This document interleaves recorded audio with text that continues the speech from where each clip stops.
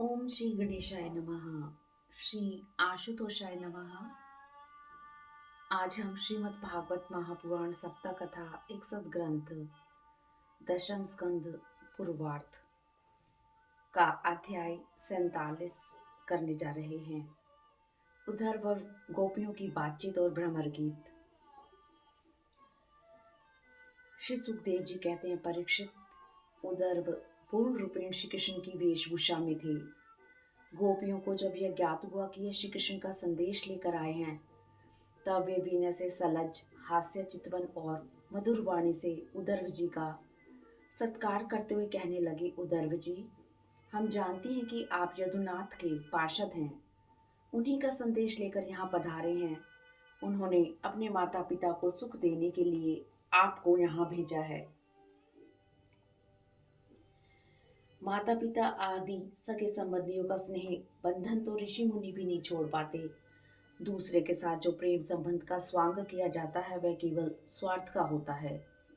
चाहे स्त्री के हृदय में कितना भी अनुराग हो, जार पुरुष अपना काम बना लेने के बाद उलट कर देखते तक नहीं। गोपियों के मन, वाणी और शरीर श्री कृष्ण में तल्लीन थे, अतः उद्धव जी के सामने वह सब भूल गई कि कौन सी बात किसके सामने कहनी चाहिए और कौन सी बात नहीं।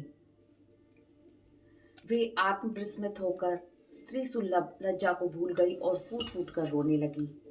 एक एक गोपी को श्री कृष्ण के मिलन की लीला का स्मरण हो रहा था। उसी समय उसने एक भोरे को गुनगुनाते हुए देखा। उसने समझा कि मुझे रूठी हुई समझकर श्री कृष्ण ने मनाने के लिए दूत भेजा है। वह भोरे से कहने लगी, रे मधुकर, तू कपटी का सखा है, अतः तू भी कपटी है। तू मेरे पैरों पर सिर मत टेक। मैं जानती हूँ कि तू अन्योन्य विनय करने में बड़ा चतुर है। मालूम होता है कि तू श्री कृष्ण से ही यही सीख कर आया है कि रूठे हुए को मनाने के लिए दूत को कितनी कारुता करनी चाहिए।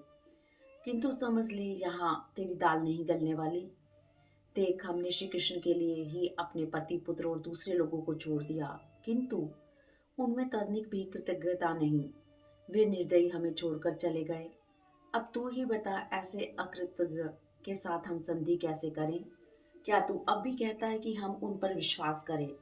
अच्छा, तो अब जाने दे, हमें श्री कृष्ण से क्या, किसी भी कालू वस्तु के साथ मित्रता से क्या प्रयोजन।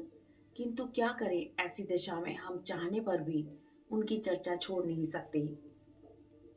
रे मधुप, जैसे कृष्ण सार मृग की पत्नी बोली भोली भाली हरिणियां व्याध के सुमधुर गान का विश्वास करके उसके जाल में फंस जाती हैं, वैसे ही हम भोली भाली गोपियां भी उस छलिया कृष्ण की कपट भरी मीठी मीठी बातों में आकर उन्हें सत्य मान बैठी और उनके नख स्पर्श से होने वाली काम व्याधि का बार बार अनुभव करती रही। अतः अब इस विषय में तुम मत कह। तुझे कुछ कहना है तो कोई दूसरी बात कह। अच्छा, अब हमें यह बताओ कि श्री कृष्ण गुरुकुल से लौटकर मधुपुरी में सुख से तो है ना? क्या वे नंद बाबा, यशोदा रानी, यहाँ के सगे संबंधी ग्वाल बालों को भी याद करते हैं? क्या हम दासियों की भी कोई बात कभी चलाते हैं? प्यारे भ्रमर, हमें यह भी बताओ कि कभी वे अपना हाथ हमारे सिर पर रखेंगे? इस प्रकार गोपियां भगवान के दर्शन के लिए तड़प रही थी।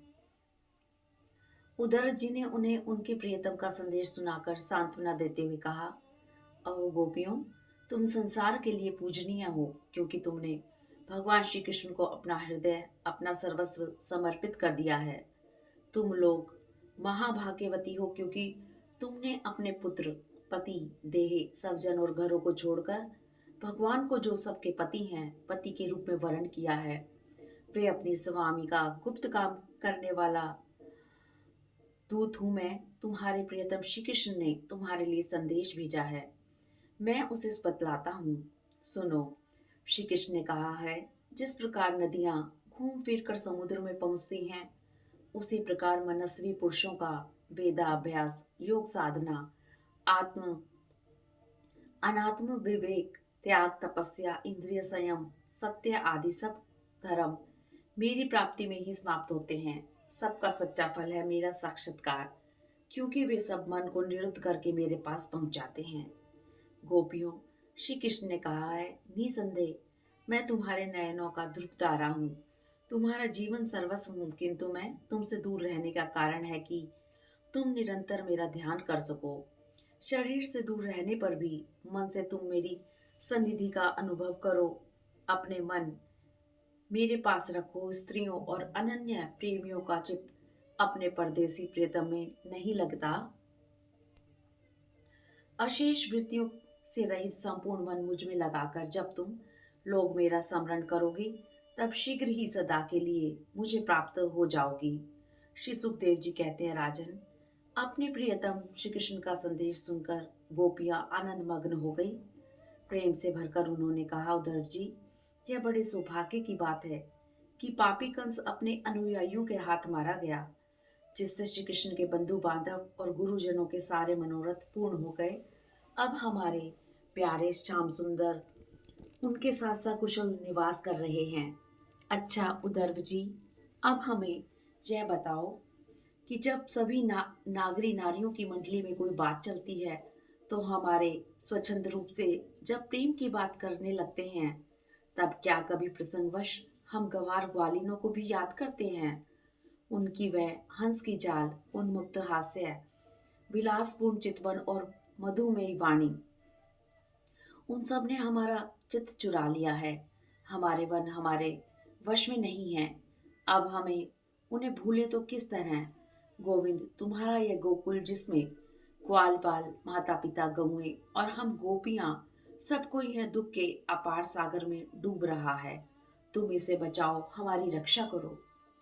श्री कृष्ण के प्रति गोपियों की तन्मयता को देखकर उद्धव जी निहाल हो गए। वे उनकी विरह व्यथा को मिटाने के लिए कई महीनों तक वहीं रहे। ब्रजवासियों एवं उद्धव जी के बीच श्री कृष्ण की लीला की चर्चा होते रहने के कारण ब्रजवासियों को ऐसा जान पड़ा मानो अभी एक क्षण ही हुआ है। वे गोपियों को नमस्कार करते हुए गान करने लगे, इस पृथ्वी पर केवल इन गोपियों का ही जन्म सफल है, क्योंकि सर्वात्मा श्री कृष्ण के परम प्रेम में दिव्य महाभाव में स्थित हो गई। प्रेम की यह ऊंची स्थिति बड़े बड़े मुनियों, मुक्त पुरुषों तथा हम भक्तों के लिए भी अभी अवांछनीय है। हमें इसकी प्राप्ति नहीं हो सकती। जिन्हें भगवान श्री कृष्ण की लीला कथा के रस की प्यास लग गई है, उन्हें कुलीनता की, द्विजाति समुचित संस्कार की, बड़े बड़े यज्ञ की आवश्यकता ही क्या है? यदि भगवान की कथा का रस नहीं मिला, उसमें रुचि नहीं हुई, तो अनेक महाकल्पों तक बार बार ब्रह्मा होने से क्या लाभ? मेरे लिए तो सबसे अच्छी बात यही होगी कि मैं इस वृंदावन धाम में कोई झाड़ी लता या औषधि जड़ी बूटी ही बन जाऊं। यदि ऐसा बन जाऊंगा तो मुझे इन व्रजांगनाओं की चरण धूलि निरंतर मिलती रहेगी। परम सौभाग्यवती ये गोपियां भगवान की पदवी, तन्मयता एवं उसका प्रेम प्राप्त कर लिया है। श्री सुखदेव जी कहते हैं, परीक्षित, इस प्रकार कई महीनों तक व्रज में रहकर उद्धव जी ने अब मथुरा जाने के लिए गोपियों से, नंद बाबा और यशोदा मैया से आज्ञा प्राप्त की। सबसे विदा होकर रथ पर सवार होकर वह चल पड़े। नंद बाबा आदि गोपगण बहुत सी भेंट सामग्री लेकर आए और कहा, उद्धव जी, अब हम यही चाहते हैं कि हमारे मन की एक एक वृत्ति, एक एक संकल्प श्री कृष्ण के चरणों के ही आश्रित रहे, उन्हीं की सेवा के लिए उठे। हमारी वाणी उन्हीं के नामों का उच्चारण करती रहे, शरीर उन्हीं को प्रणाम करे, उन्हीं की आज्ञा का पालन और सेवा में लगा रहे। हमें मोक्ष नहीं चाहिए। हम चाहे जिस योनि में जन्म ले, वहां शुभ आचरण करें, दान करें और उसका फल यही पावें कि हमारे अपने श्री कृष्ण में हमारी प्रीति उत्तरोत्तर बढ़ती रहे। इस प्रकार ब्रजवासियों से सम्मानित उद्धव जी मथुरापुरी लौट आए। उन्होंने भगवान को प्रणाम किया और उन्हें ब्रजवासियों की प्रेममयी भक्ति का उद्रेक जैसा उन्होंने देखा था कह सुनाया। इसके बाद नंद बाबा आदि ने जो भेंट की सामग्री दी थी, वह उनको वसुदेव जी, बलराम जी और राजा उग्रसेन को दे दी। इस तरह दशम स्कंद का सप्तचत्वारिंशत् अध्याय समाप्त हुआ। ओम नमो भगवते वासुदेवाय नमः। ओम नमो भगवते वासुदेवाय नमः।